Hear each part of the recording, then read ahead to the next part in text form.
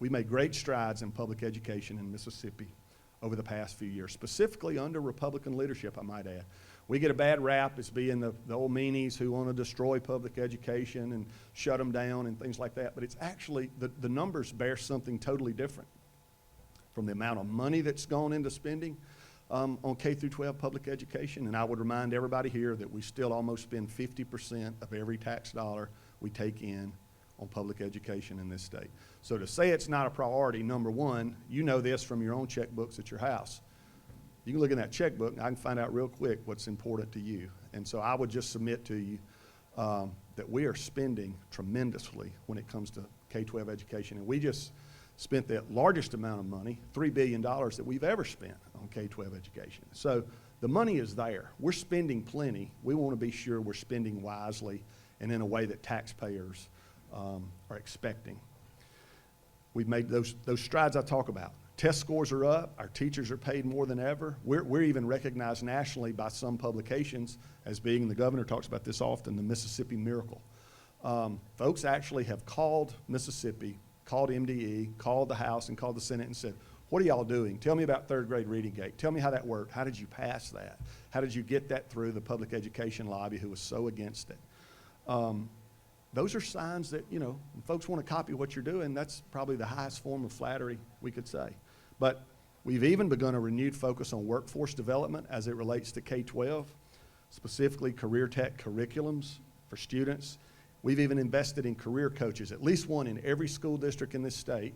It doesn't work for the local school district in that consortium. They work for the state, and their lone job is to connect with students and find out what career path is best for them. It may be career tech. Are those parents willing and want to say, my child does not want the college prep track? And hey, we do a great job in Mississippi of sending kids and preparing them for university life. I think over 90% of our high school graduates are college prep ready when they graduate. Here's the problem. Only about a third of them actually go to a four-year university, and then only about half of those actually graduate from one. Let's go ahead and acknowledge that there are other career paths that actually lead to good paying, highly skilled jobs right here in Mississippi. We want to focus on that and train our people for those jobs where when they walk across a high school and get their diploma in the high school stage, they're ready to go to work. I spoke at Itawamba Community College. That's the first commencement address I'd ever done last Friday. Packed house, 3,500 people. They had 21 kids from Tupelo High School who started their junior year at what they call middle college, and they took classes on Itawamba's branch campus that's there in Tupelo, their junior and senior years, and they actually received their community college AA degree on Friday before they graduate from high school this coming Friday. Those kids will enter college or the workforce. 7 of them already had their jobs lined up. They weren't going to senior college, but the others already were accepted and would be entering their junior year of college. There's no reason we can't do that with the community college system we have in place throughout the state. There are things we can do to kind of move ourselves forward a little bit. I want to talk to you a little bit about the first step that we felt like was important if we're going to do anything in the K-12 space transitional. We thought the first step was to reform the way we actually fund our schools and get it transparent where you could understand it, where Mike and I could sit down and pull it up on the computer, and we could move around the weights and we can move around the base student costs and see how that affects school district. How does that affect students? It's easy to understand. It did away with the antiquated MAEP funding formula. It moved to what we call a more equitable and transparent model. It's student-centered, and it prioritizes students over systems. For so long, MAEP, what it does is it looks at what that school district got and says we have to beat that this year. It doesn't look at the students. It doesn't look at the curriculum. It doesn't look at the success of the school. You just chase that dollar figure forever. This formula moves away from that and actually funds the students that are actually in the seats at the school. It has a base student cost that does have an objective formula based on teacher pay and some other factors that are very modest and reasonable, and they actually work and you can understand them. And it adds additional weights for these types of things: poverty, gifted, career tech, special ed, and there's 3 levels of special ed students, English language learners, and a sparsity component for rural districts that are very spread out. So it touches all of those things, but each individual kid will be assigned that base student cost plus whatever weights applies to that kid. Are they enrolled in career tech? Well, they get a little weight for that, and you arrive at this total, what you might call pupil cost. Each student being uniquely funded, but here was the thing that was really surprising, and I probably underestimated. In 2018, I believe, we almost went to what we call the EdBuild formula, which was very similar to this formula that we were able to pass this time. I underestimated the lift and the entrenchment that public education advocates, and I hate to say that because I feel like we are that as well, but the folks that wanted the status quo, it's tough. It's tough when school superintendents get involved and tell people, must be something bad in this. I can't tell you what it is because we looked at the formula and it looks fair and good, but it can't be good because Republicans aren't for us, so you got to vote against it. How do you argue against that logic? But that's what we were tasked with. And I won't go into the full legislative battle. Cal's wanting to hear inside scoop on all these fights. Celeste is going to tell him later, but all that ensued to get that piece of legislation across the finish line and onto the governor's desk. But suffice it to say, we were told no on numerous occasions as the Senate repeatedly killed that bill. I think they killed that bill 3 times, and we were just stubborn enough to keep putting it in other bills. I see you laughing, Grant, back there. I have to applaud our House Education Chairman, Rob Robertson, and Vice Chair Kent McCarty for continuing the negotiations, keeping up the pressure, and finding those multiple legislative vehicles to stick that legislation in, because you get into some parliamentary issues and rules procedurally where once it's dead, it's kind of dead, and you've got to see if there's some other something breathing somewhere that you can find a vehicle alive. The House voted 4 different times on that legislation, and it gained support each time that it was presented on the House floor. And the final passage of what we still call the House's Inspire Act that you talked about, Douglas, which we did have to rename to satisfy some egos on the other end of the building. It's just a fact. It was monumental, and it's a great first step in achieving what we call our educational goals over these next 3 years that are to come. We will now turn our attention in the off-season and into next session on the accountability model, the way we grade schools, the way we rate them. Are they successful? What are they doing? What do they do with the money? We want to look at that very closely. We will pivot and go back to a couple of bills that we had this session, and I'll talk a little bit about those in a minute, but what we call portability for students. In other words, a student's ability to move around within the public school system. If we had a bill, got it close, we finally decided we had to move all of our efforts and use all our political capital on this funding formula. But these other pieces that we were very interested in, besides that accountability model I talked about, were portability and choice. And portability, here's all that bill did. It just said if you're a public school student and you want to go to another public school and you can find a public school that will accept you, your home district can't keep you. This wasn't about money going to a private school. It wasn't about money going to a homeschool setting. It was simply taking the state share. Students weren't even going to take the local taxes that contributed to that per pupil funding, but the state share, which is about 75% or so, sometimes depending on the mills and the local taxes. The state share for that pupil would follow them to whatever public school they could find. That you weren't forced on anybody. You had to have the other school willing to accept. Now that seems like common sense and fair, and would probably be used very, very narrowly. That fight was huge, and it will be a big one this session. But it's a piece we're going to come back with, and I think we'll find success this year as we're able to focus simply on that. I know that sounds simple, and you say, y'all should be able to do that quick, but it's tough. And as we talk about choice, I want to talk specifically about that a little bit, and parents. And let me say this, and I remind people of this often, and I know I'm preaching to the choir here today. Those parents, in almost every case, are Mississippi taxpayers, and that's money that they sent to the state to begin with. I'm personally on record, as Douglas said multiple times, stating that I am personally for school choice. for a robust voucher system, whatever that looks like. I went to private school for 6 years. I went to public school for 6 years. I can tell you all the good things and the bad things about both. My mother taught public school in Kosciuszko for 35 years. My sister's been a principal at the local elementary school there in Kosciuszko for about 30 years. I see the good and the bad in all of them. And I'm not, this, again, what I'm fixing to say, I want to be very honest with you. Opinions and support on this issue vary widely at the Capitol, even among Republicans. I think most reasonable folks would agree on this. Parents have the primary responsibility for raising and training their children. And that should extend and certainly include their education. Most folks agree on that. So before you get to the school choice argument, we're trying to whittle it down to, okay, do you believe that parents want what's best for their child and in most instances know what's best for their child? It would create healthy competition in the system.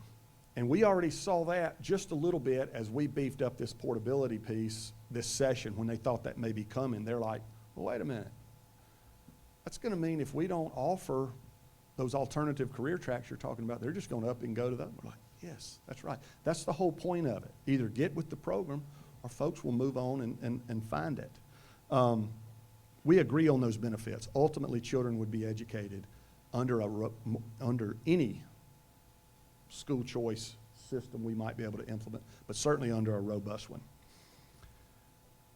Here's the political problem. We have to present the issue this way, in a way that is not public versus private, not that type of competition. And also, I've gone out of my way to sing the praises of the gains that we've made in the public school system over the last few years.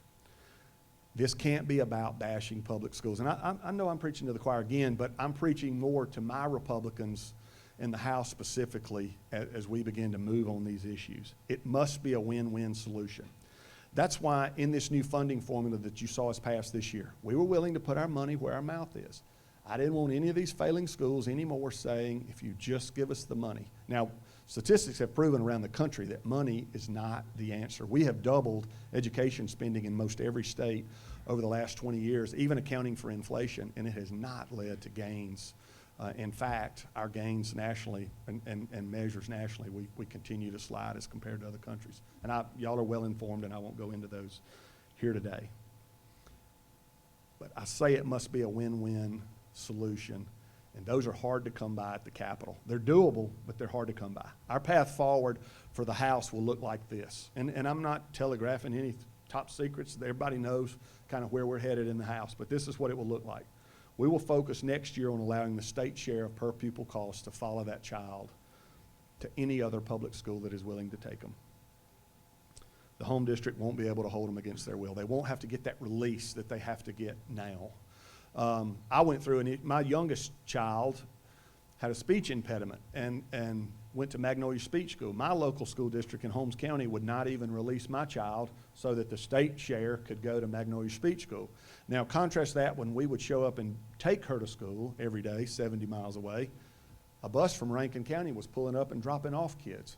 So I'm looking at these two different school districts saying, how are these the same and equal? And I think about kids less fortunate in my area of the state and in my school district who didn't have that option, and how they end up. We want to allow parents to have that option, specifically where the public school district they're in does not offer the alternative career tech tracks if kids want to go that route. They should be able to leave that money, follow the child to a school district that promotes and provides that. We're going to push for that. And we want to be able and willing to acknowledge that by and large, parents want and know what's best for their child. It's hard, when you boil the argument down that way, it's hard for folks to argue about it. Now, they get really upset about the local taxes. So that's why for now we've pulled that piece off the table and said we'll just work with the state share. And we're not adding any money. And let me say another thing too. We were very disappointed when the session first started and word had gotten out that the House was dropping bills on school choice, and we did. And I want to talk about a couple that our chairman had in a minute. But the Mississippi Association of Independent Schools showed up for an appointment. And I could tell it was a gloom and doom meeting. There were frowns before they got in the office and sat down good. And I was floored when they told me they were going to oppose all measures on school choice. And they even brought me a white paper on the issue. And their arguments don't hold up. So an issue, if you're going to pass it in the Capitol, you got to have somebody for it. So I had independent schools saying, we don't want this at all. We certainly don't want kids to be able to go from one public school to another, because right now we're the choice, and they pay us tuition and they come. So again, it's a little bit of turf war there. And I'm not bashing our independent schools. My kids attended them and got great educations.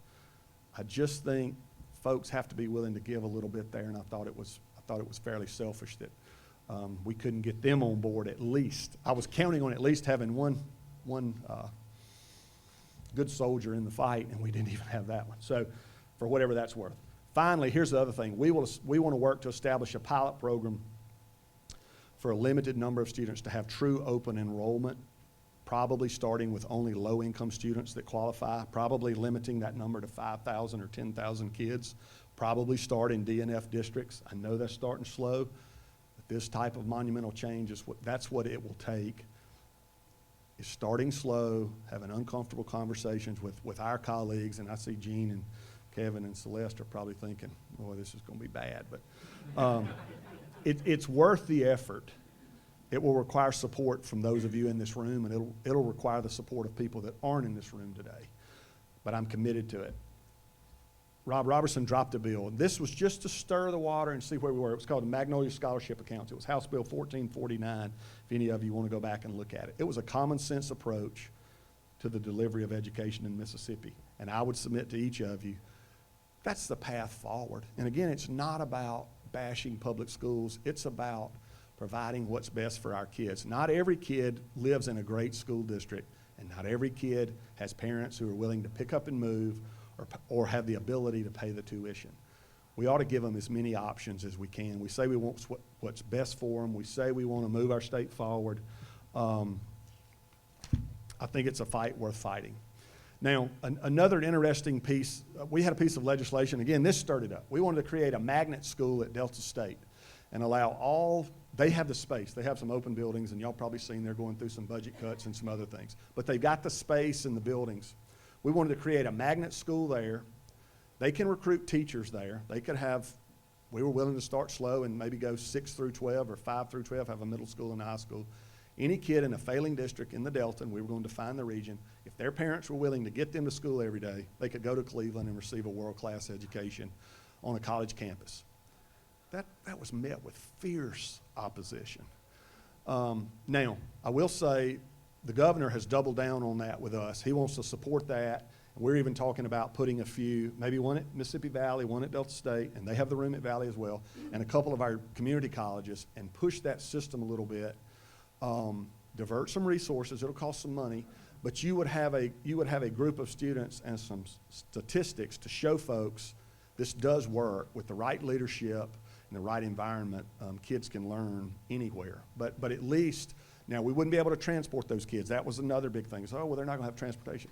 Parents, surprisingly, are willing to get their kids if it's to the right place. They're willing to get them there, and so that was part of the trade-off. But anyway. You will see those things bubble back up again next session, and we're going to push them, and we're going to push them a lot harder. We won't be diverted by the funding formula fight that we had to divert so many resources to this year. We want to celebrate the monumental games. I don't want this to be about all the gloom and doom of the things that I want to do. We did celebrate, and we were glad to finally put the old MAP to bed and move forward with a new funding formula.